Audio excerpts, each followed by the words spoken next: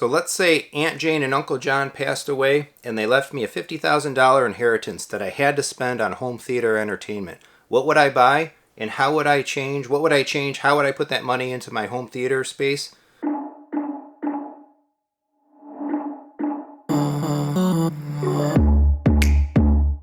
So I thought this one would be kind of a fun musing, a challenging question to say if I had $50,000 burning a hole in my pocket and I knew I wanted to spend it on home theater and AV and electronics and all that, how would I use it? How would I break it down? What would I do in my room? And so I do recommend that you look back at the more updated home theater tour video to kind of get a baseline of what my room is all about, the equipment and all of that I have in it right now. And of course the channel is full of vlogs and other musings and analysis on why I bought things that I bought and did the things that I did in my theater space. And I've definitely got more than 50K in there. Overall, quite a bit more, I think, ultimately, especially if you add up MSRPs and labor costs and those types of things. So throwing out that number, $50,000, what would I do with it in my theater based on what I have and where I would like to take my room? So I have six changes, essentially, or 6 augmentations that I would make in the space. First one, right off the bat, in the better portion of the money, I would upgrade my projector. So I've been using a JVC NX7 in the room for a few years now. Before that, I had a JVC X790. I've really taken a liking to JVC as a brand, and I think the NX7 has been one of the best home theater electronics purchases that I've ever made, just in terms of how good that projector is across the board, image quality, true native 4K, black levels, and everything else that it does. And the fact that it only got better over time with owning it. They added the frame adaptive tone mapping and HDR processing and all of that after the fact, making an existing unit better. And I just don't see a better upgrade for my room right now amongst the landscape of projectors. And if I had this much money to spend, then going full bore, taking half of the 50K, $25,000, and putting it into a JVC NZ9. That's the one like grail home theater item that I always have ticking on my mind, and I'm always trying to figure out, man, how can I justify this to my wife, and someday how can I get that thing hanging in there? Upgrading to laser, upgrading to HDMI 2.1, upgrading to the massive amount of brightness that projector would throw out above and beyond the NX7, upgrading to that 100mm lens, the much more advanced glass that's in that model versus the NZ7, NZ8. I've read and I've seen people mention so much about all the way from their NX9s to now their NZ9s, what difference that glass makes in terms of clarity and sharpness and all of that on a big screen. So that's my number one, half the money, 25 grand right off the bat, buying a JVC NZ9 tomorrow and putting it in there and hitting that grail piece for the home theater. I don't think I would need any more projector than that ever in the room that I have, but that's the one that I would just do backflips and cartwheels for, to be able to hang up in that space. So I've already blown half the budget. Number two, what would I do? You've heard me talk about it in a bunch of other videos. You've heard me mention it in other vlogs, and that's home theater chairs. I would kick that IKEA couch to the curb, and I would get myself a row of 5, row 1 or Valencia.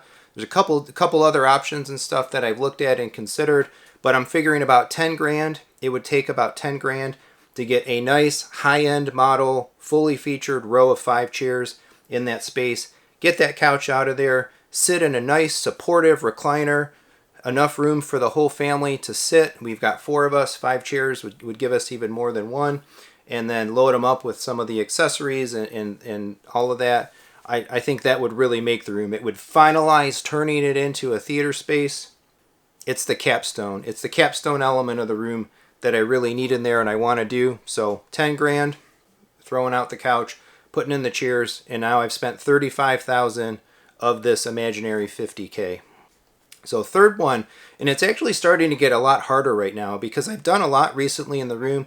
I've upgraded processing, I've upgraded amplifiers, I upgraded to the in-wall speakers, the better integration. I had already done the scope screen. So the stuff that I have to choose from in the space for the level that I have it at is getting tighter. But for number 3, what I would do is I would go ahead and take out the AVM 70 and I would just go ahead and buy an AVM 90.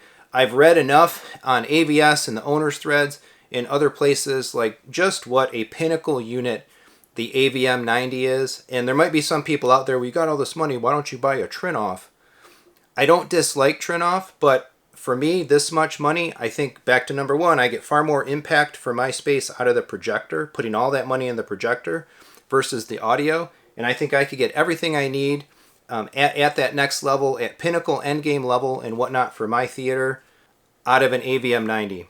So by the time I take the 70 out and I sell it, I'm earmarking $5,000 of a difference potentially to get upgraded from the 70 to the 90. It would automatically give me the HDMI 2.1, and I can see what all the fuss is about finally firsthand. Does the 90 really outperform the 70, and do I notice a difference, or might that be wasted money for a home theater application? But in any case, number three, I'm going all in on Anthem. Top end model, home theater processing, getting the 90. Which kind of folds me into number four, because once I've moved from the 70 to the 90, I can now equalize using Anthem Arc 4 discrete subwoofers. I have 2 in the room right now. I have a pair of Arundel 1723 2S subwoofers, and with this money, and now with the ability to fully process and equalize 4 subs, that's what I'm doing with number 4, lots of 4s.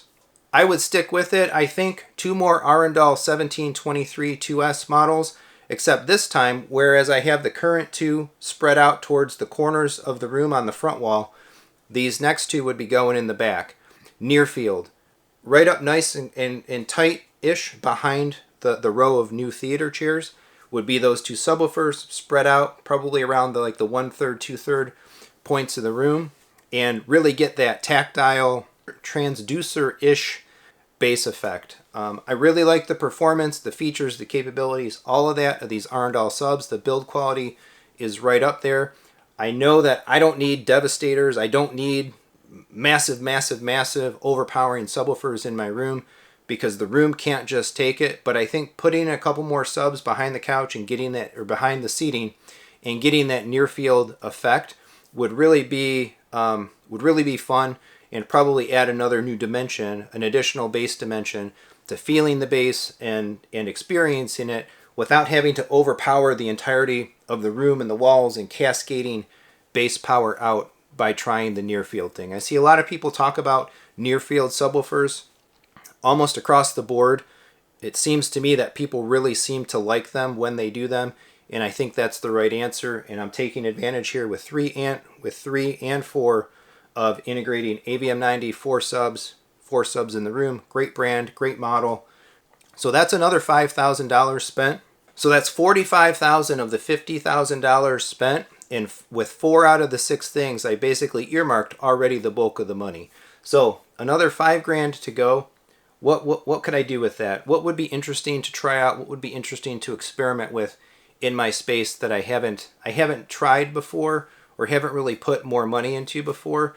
And this one's going to sound pretty stupid, but for number 5, I've got this money burning a hole in my pocket. I'm going to buy some power cables. So I'm going to throw $2,000, let's say $2,500 into power cables. And I've already had this thought in my mind. Nothing extravagant, nothing like stupid, like spending the whole $50,000 potentially on power cables. But I've only ever really used stock power cords. When I bought specific power cables, I bought standard thick gauge monoprice cables of certain lengths just to clean up how much cable is rolled up and all of that. So I'm intrigued enough to spend a couple $1,000s potentially here and buy some Pangeas. Probably would be the brand that I would look at. Buy them for my amplifiers, buy them for my subwoofers, maybe buy one for the projector, my preamps and all of that, and see. Can I measure anything? Do I actually hear anything?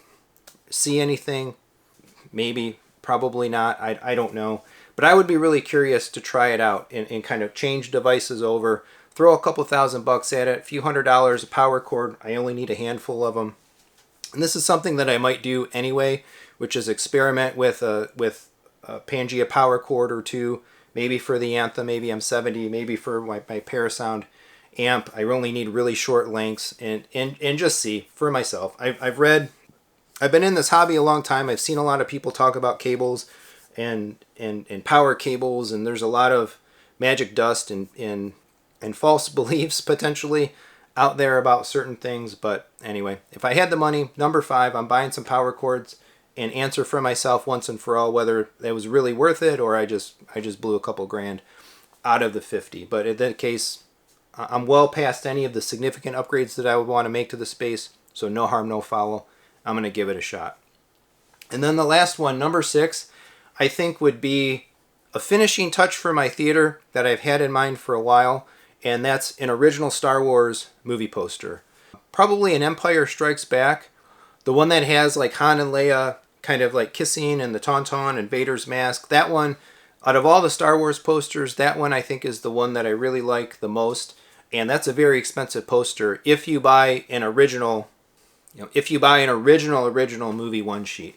Put it up in a nice frame. I've got the space in my theater where a poster is going to go. I actually need to finalize the one that I'm intending to put up there. But yeah, I'd like to go ahead and get my hands on that Empire poster. So I'm earmarking the last 2,500, $3,000 to pick that up. And for the heck of it, I probably would also go ahead and buy the Return of the Jedi one. The one with Leia down front and the other characters behind her, leading up to Vader, kind of again behind them. Return of the Jedi in Star Wars, one of my favorite movie series and whatnot of all time. I'm pretty sure Return of the Jedi was the first movie I ever saw in an actual movie theater. So that one's actually not very expensive. The Empire one's going to burn up the bulk of that money. There's probably be a couple $100 left over. Go ahead and grab the Jedi one, get the frame for it, and then be able to swap them out every other month or whatever between the two. So that's my 50 grand. JVC NZ9, theater chairs, AVM 90, 2 more Arundel 1723 2S subwoofers, probably some wasteful power cords, and official original Star Wars movie posters. I'm really curious. Sound off in the comments. Let me know if somebody dropped 50 grand on you and said you had to spend it on home theater, audio, video, hi-fi, this type of entertainment, this type of fun. What are you doing with it? What are you buying?